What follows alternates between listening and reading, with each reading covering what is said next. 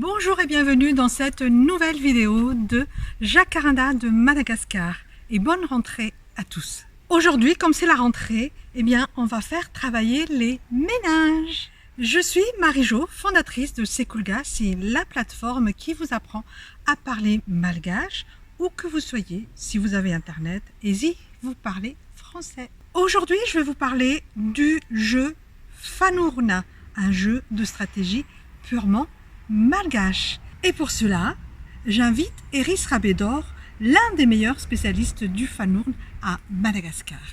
Quelques mots, quelles sont les spécificités du Fanurn, Eris? Il me semble que c'est le seul jeu de stratégie au monde où on invite au combat, il y a un mort, il y a un tué en fait, mais l'objectif n'est pas de tuer l'adversaire, mais plutôt de lui redonner la vie. Parce qu'en fait, quand on perd au Fanurn, on dit qu'on est mort.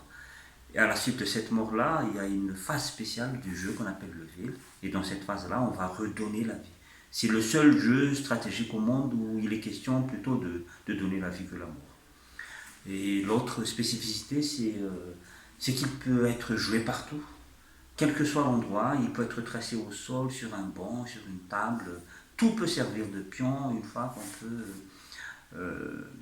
distinguer les pions des deux adversaires. Donc des épluchures d'orange, des haricots, des maïs, des capsules, tout peut servir. On peut jouer à partir de 5-6 ans. Les rois à l'époque étaient entraînés très jeunes, vers l'âge de 6-7 ans. C'est un jeu effectivement qui date du XIVe siècle selon les chercheurs.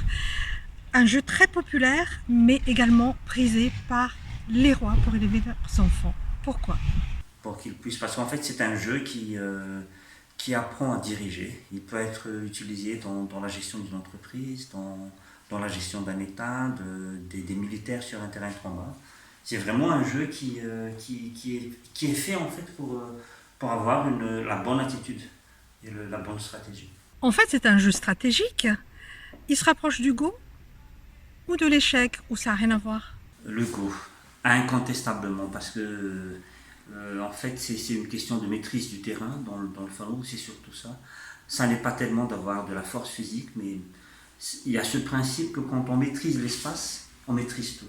Ce qu'on appelle Ma'azulaka ou Tupundak, c'est-à-dire celui qui a l'espace le plus avantagé en fait, sur le terrain.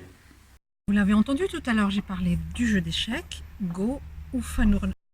On a aussi notre propre jeu d'échecs. Comment ça s'appelle en malgache? Ça s'appelle le Samant et les pions en fait sont des animaux, on y trouve des oiseaux, il y a toutes sortes d'animaux dans le jeu, mais il y a un article qui a été publié fin année 800, début 1900, très bien là-dessus.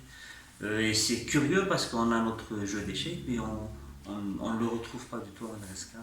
Et voilà un aperçu du Fanurn, un jeu de stratégie purement malgache. À la prochaine. Viliume Manjapion à Manarak.